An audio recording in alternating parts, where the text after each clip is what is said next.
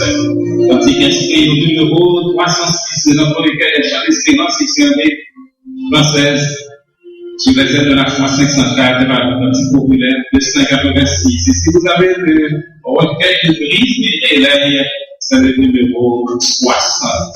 Je vous invite à vous lever pour chanter allègrement les 4 versets de ces cantiques.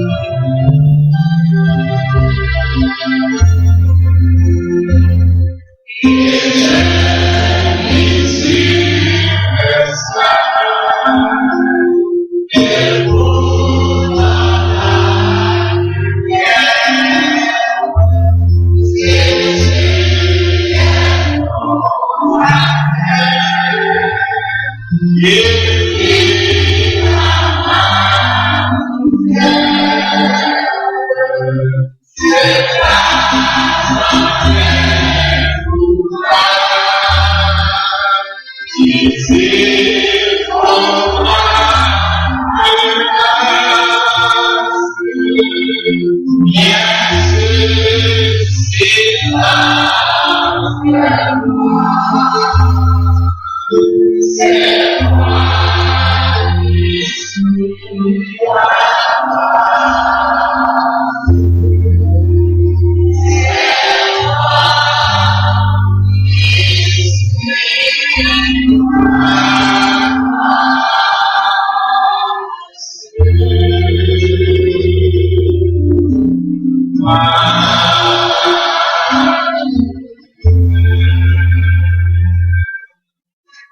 nous disons ensemble, béni soit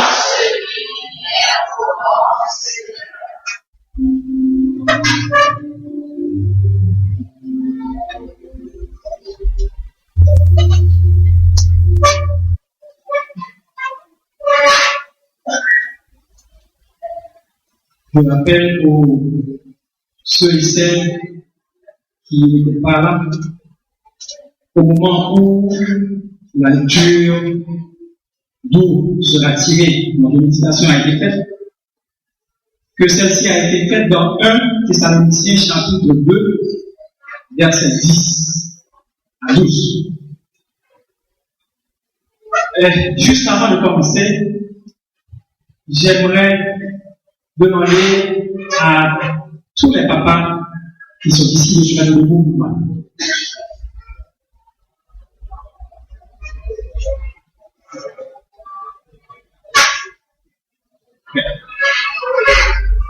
Merci. Merci. Le troisième dimanche est réservé à la famille. Dimanche prochain sera la fête des pères. Combien de dimanche? C'est quel dimanche? Aujourd'hui, c'est la fête des pères en Amérique du Nord. Porter un message pour la fête des pères ou porter un message qui traite des papas, pour moi, n'est jamais chose facile. Et la raison est simple, c'est parce que les pères sont tellement décriés chez nous. Lorsque j'observe les messages qui parlent, qui sont portés sur la fête des pères, les versets qu'on trouve pour méditer, à mon avis, paraissent toujours tendres. Par exemple, Proverbe 21, on parle de la femme vertueuse. Lorsqu'on parle de Anne, la mère de Salomon, on parle de Marie, la mère de Jésus, et j'en passe. Par contre, quand on parle, quand on veut méditer sur la fête des pères ou sur les papas, on trouve des versets de genre, Père, n'attristez pas, n'irritez pas vos enfants, n'irritez pas. Déjà, vous pouvez faire la différence, la tendresse et... Mais, étant donné que, malgré tout, je suis convaincu, persuadé qu'il y a des pères qui sont exemplaires. Je pense à Joseph, le père nourricier de Jésus. Je pense à Zébédée, le papa des deux disciples de Jésus, deux disciples de Jésus. Et je suis convaincu aussi qu'il y en a ici ce matin. C'est donc avec joie, malgré tout, que, avec l'aide du Saint-Esprit de Dieu, nous allons réfléchir un peu sur les papas, sur les pères. Pour votre proverbe, toutefois, ou in limite, j'aimerais vous rappeler que la fête des pères actuelle remonte au XXe siècle. Et ceci a été initié par une dame, une américaine, du nom de Sonora Smart Dodd. Cette dame voulait souligner le mérite de son papa. Son papa qui, seul, depuis son veuvage, élevait sa fille et ses nombreux frères et sœurs. Reconnaissante, Sonora proposa une célébration comparable à celle de la fête des mères. Ainsi, en 1924, le président américain Calvin Coolidge se montra favorable à la création d'une journée nationale consacrée aux pères. Mais ce n'est que récemment, en 1966, que le président Lyndon B. Johnson l'institua officiellement en fixant la date au 3e dimanche du mois de juin. Entre-temps, l'idée a fait son chemin dans le monde. Et c'est ainsi que nous autres aussi, nous avons adopté, pour moi c'était toujours le 4e, mais le 5e dimanche, pour fêter les pères. Mais quelle fête! Quand on considère un père, on a toujours tendance à ne regarder que l'aspect autoritaire. Mais ce matin, je veux considérer avec vous d'autres aspects du père, d'autres facettes du papa. Et c'est pourquoi le titre de notre méditation de ce matin est « Qu'est-ce qu'un papa ?» ou, si vous voulez, quels sont les qualificatifs d'un papa ou d'un vrai papa.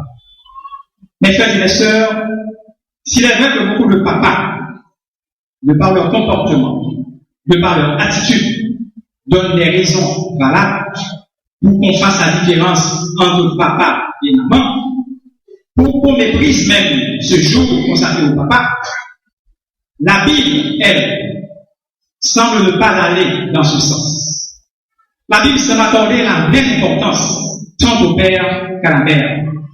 Lorsqu'elle dit dans Proverbes chapitre 30, verset 17, et je lis pour vous, l'œil qui se moque d'un père et qui dédaigne l'obéissance envers une mère, les corbeaux du torrent le perceront. Elle poursuit en disant, au verset 22, au verset 24, écoute ton père, lui qui t'a engendré, et ne méprise pas ta mère quand elle est devenue vieille. Et au verset 25, nous lisons que ton père et ta mère se réjouissent. Dans aucun de ces versets, il n'est dit d'avoir une attitude envers la mère seulement. Donc, mes sœurs, les mamans, ce matin, vous qui êtes ici, il revient à vous de rehausser l'éclat de la fête des pères. Car la Bible a mis le père et la mère auprès des enfants pour leur total épanouissement. La Bible n'a pas mis la maman out le père. La Bible n'a pas mis le papa out la maman. La Bible a mis le père et la mère pour l'épanouissement total, complet des enfants. Paul, dans le texte que nous avons lu tantôt, déclare au verset 11, « J'ai été pour chacun de vous ce qu'un père est pour ses enfants. » Il va sans dire que, si Paul le dit, c'est que le père a sa place, a toute son importance dans la famille. Alors, qu'est-ce qu'un père doit être pour ses enfants? D'abord, le père doit être pour ses enfants un enseignant. Le rôle de tout enseignant, mes frères et mes sœurs, est de former. Donc, le père de famille a pour responsabilité d'enseigner, de former son enfant. Vu sous l'angle du père de famille, cette responsabilité est un tout. Elle est spirituelle, intellectuelle et émotionnelle. En Deutéronome, chapitre 28, versets 18 à 21, Dieu donne au père la responsabilité d'enseigner, d'instruire, de former les enfants